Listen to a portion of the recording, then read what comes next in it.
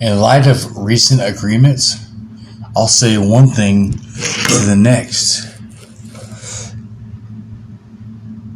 It's a big horror film, big scary show. You want a horror film? I got you a horror film. They're gonna get you.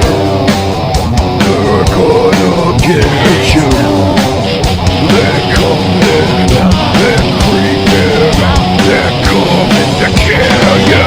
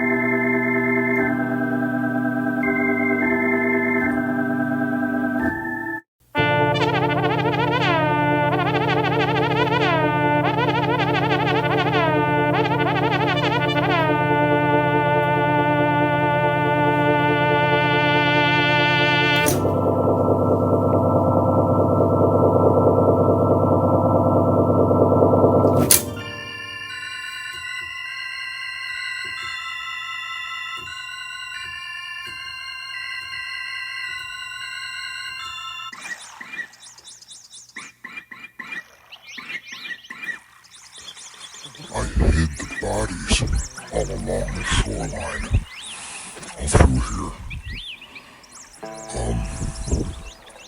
Each victim, I take a swatch of their back's flesh and draw a new map. I put put the flesh up on my window when the sun comes through in the morning as I'm having my tea and crumpets, and I trace the old map to the flesh with a new piece of flesh, and then I add a new spot. The flesh that I'm using is where the body goes. So it's always a fresh map. I find that earlier bodies, one of the first 2 or 3, somewhere around there, I forget, that the flesh is hard to see through once it really hardens really good, once it turns like rawhide. So I try to kill my people as often as possible just to keep the map fresh. Thing is, I'm going on a vacation soon. I'm worried about that. I'll probably take a picture, but then there's proof in my phone. So I can't memorize it. I'm really worried about this. But I'm gonna try my best. I'm gonna try my personal best to keep this map some kind of, so I can see through this. So I can trace for my next victim. But I have a few weeks left. This ain't the particular map I'm going to use. I have a couple more people I'm zeroing in on, I'm going to grab. And then I'll put their body along the shorelines. It's a great place. I was hoping that maybe a gator would take a body. And I tried this earlier years. This is take a body and float it near a gator. And they would just take it and, go put it under a log and dispose of it. But believe it or not, the gator just kind of looked at the body and looked at me. Did nothing happen. I couldn't believe it. I was shocked. And that's when I decided, the gators aren't going to be much of my friends, so I went ahead and I started to bury bodies all along the shoreline. But thanks for listening. This is my confession.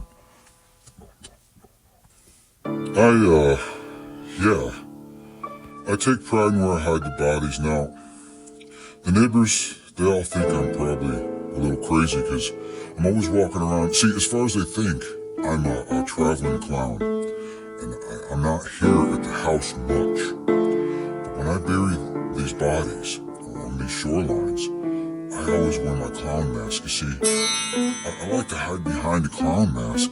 It just makes me feel like a different person. Like when I look in the mirror after what I've done, I don't feel ashamed for what I did because what I see is the clown mask.